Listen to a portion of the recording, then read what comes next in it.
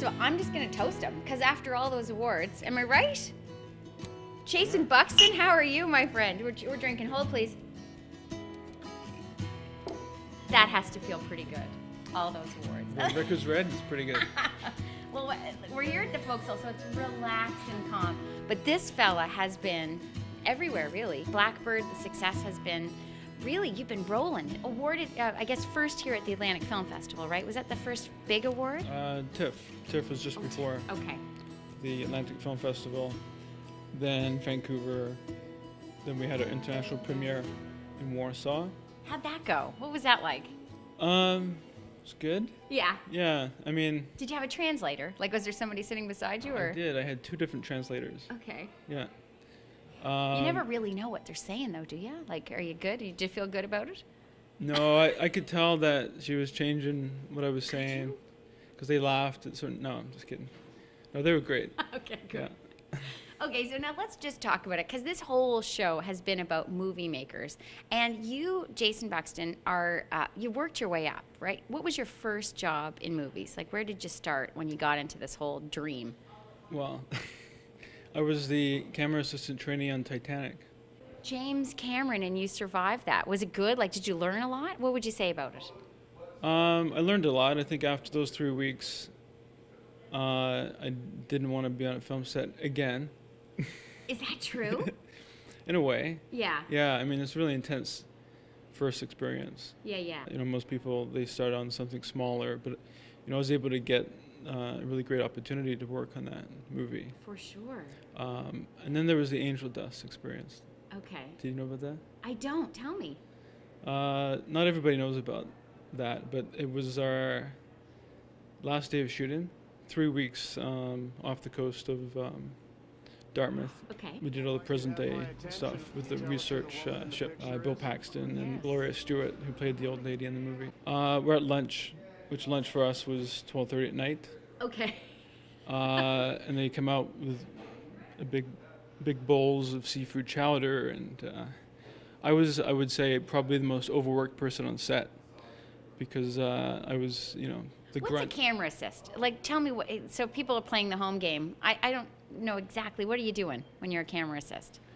Essentially, a camera assistant trainee is lugging a lot of gear. On a show like that, where they're trying to anticipate the next shot, you're lugging on that ship all day from one spot to another in anticipation, listening to the director and the DP talk, in anticipation of what the next shot might be.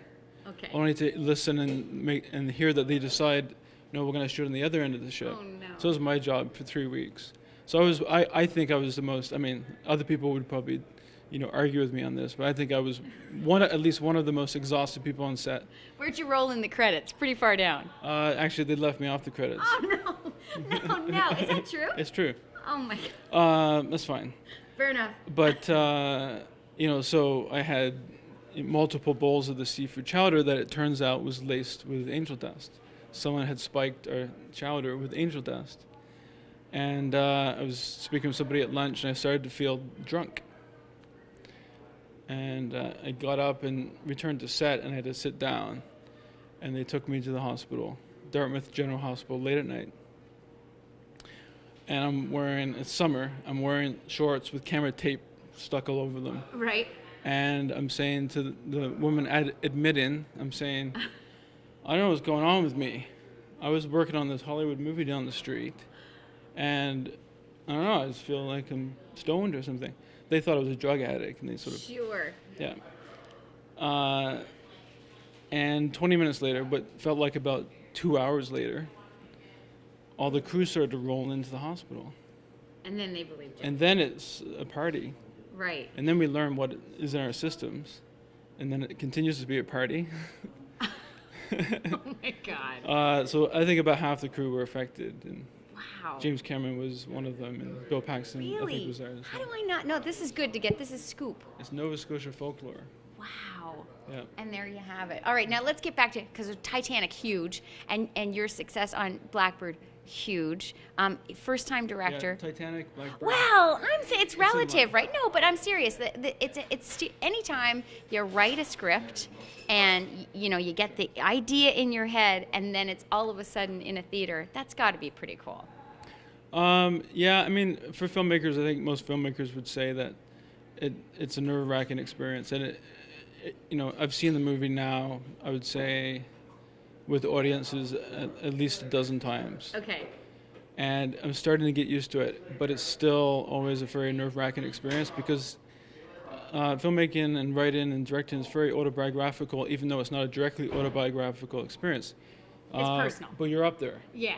You're up there, and that's one way of communicating with the world, and it's extremely gratifying. But at the same time, it's also like it's exposure. And now, I wonder after the 12th time, what are you looking at? Can you objectively still look at the story? Or are you going, why did I do that shot? Or are you like, oh, I love that I did that? Or I could never see it objectively because you're so inside of it. Right.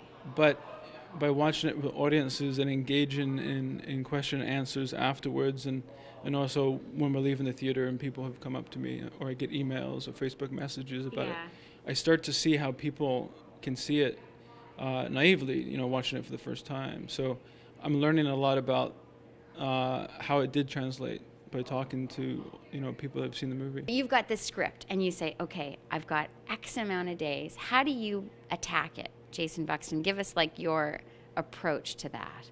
Well, for me, it was about preserving the quality of the movie, and that meant not shooting 25, 30 setups a day. So those restraints lead to creating certain rules for oneself. And for me, that was giving ourselves a challenge. And it was me and my cinematographer, Stephanie, creating a challenge to where we can shoot a scene in one shot. Wow. And we did that for 40% of the movie. 40% of all scenes in the movie are one shot. So a lot of handheld. Right. And then, simply if we can focus in on 8 to 10 setups a day, maybe 8 to 12 setups a day, and focus on the quality of those setups, as opposed to running around crazily trying to pick up 30 setups a day, then we might be able to preserve the quality of the picture. And I believe that was an approach that paid off. Got another project in your mind, or what are you working on? Yeah, I am working on another original screenplay. I want to break some news here because we always want to go viral. So. Yeah, this news will go spread across the. It's about a teenager who discovers that his parents were involved in an abduction, and that he goes to live with his biological family. Dun dun dun dun! I can't wait. Jason Buxton, thanks. I'm going to toast to you again, mainly because the beer is great, but hugely because this guy is super, super cool. So nice to meet you, and thank you. Cheers to you.